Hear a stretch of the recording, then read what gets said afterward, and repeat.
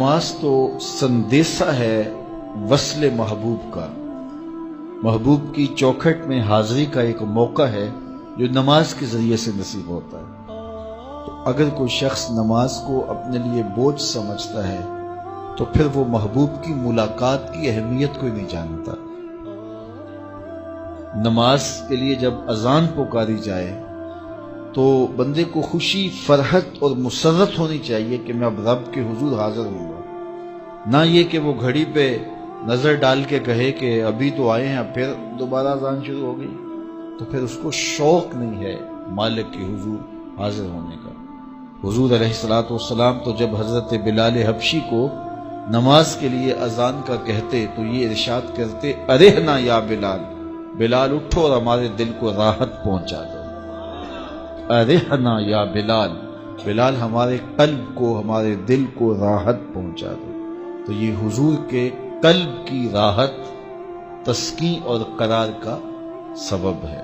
آقا کریم علیہ الصلوۃ والسلام نے معراج کی شب جہاں بہت سارے لوگوں کو عذابوں میں مبتلا دیکھا تو ایک شخص کو دیکھا، رجل مغیب فی نور العرش، کہ وہ عرش کے نور میں غائب تھا، اس کے اطراف میں نور ہی نور تھا اور وہ نور میں ڈوبا ہوا تھا۔ تو پوچھا کہ یہ کون خوش نصیب شخص ہے، کوئی فرشتہ ہے؟ تو جواب آیا فرشتہ نہیں ہے، یہ کوئی پیغمبر ہے؟ پیغمبر بھی نہیں ہے۔ تو یہ کون شخص ہے کہ جو انوار الہیہ کے حصار میں ہے اور ہر طرف نور ہی نور پھیلا ہے؟ تو جواب ملا کہ آپ کی امت کا یہ وہ فرد ہے جس میں 3 خوبیاں تھیں۔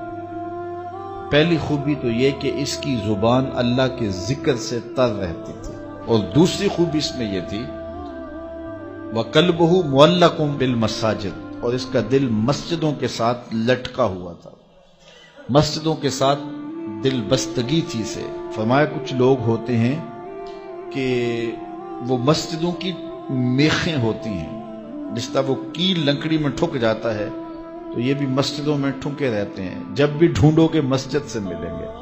فرمایا کبھی یہ لوگ بیمار پڑ جائیں اور مسجد میں حاضر نہ ہو سکیں تو اللہ کے کچھ فرشتے ہیں جو ان کی عیادت کرنے کے لیے ان کے گھروں میں جاتے ہیں۔ تو مسجدوں کی حاضری، مسجدوں کی تعمیر میں دلچسپی، مسجدوں کی آباد کاری کے لیے کوشش، مسجدوں کی صفائی ستھرائی کا اہتمام و التزام، مسجد کی تعمیرات کے مراحل میں دن رات ان سے وابستہ رہنا، یہ خوش نصیب لوگوں کا مقصود ہے۔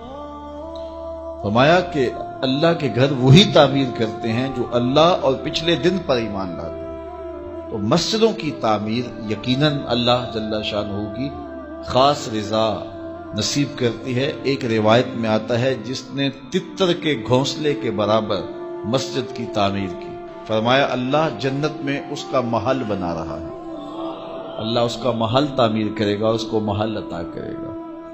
تو یہ تعمیر مسجد یہ خوش نصیب لوگوں کا مقصود ہے۔ تو مسجدوں کی آبادی اور مسجدوں میں وابستہ رہنا اور دل بستہ ہونا مساجد کے ساتھ، یہ خوش نصیب لوگوں کا مقصود ہے۔ تو بدبخت لوگوں کو یہ سعادت نصیب نہیں ہوتی۔ اچھا، تیسری بات فرمایا کہ جو اس شخص کی خوبی ہے یہ آج تک اپنے والد گرامی اور اپنی والدہ ماجدہ کو گالی کا سبب نہیں بنا، یعنی کبھی اس نے کوئی ایسا فعل نہیں کیا کہ لوگوں نے کہا کہ یہ کس ماں باپ کا بیٹا ہے اور لوگوں نے اس کے ماں باپ کو برا کہا ہو اس کی وجہ سے۔ تو یہ 3 خوبیاں اس شخص کے اندر پائی جاتی ہیں اور آج یہ اللہ کے عرش کے نور کے سائے میں اپنے آپ کو کھڑا ہوا پا رہا ہے۔ تو جن کے سر نماز سے بوجھل رہیں، مسجد کی حاضری جن کے لیے شوق ہو اور مسجد میں آتے ہی نکلنے کے لیے کوئی راستے ڈھونڈ رہے ہوں تو انہیں اپنے اندر اترنا چاہیے۔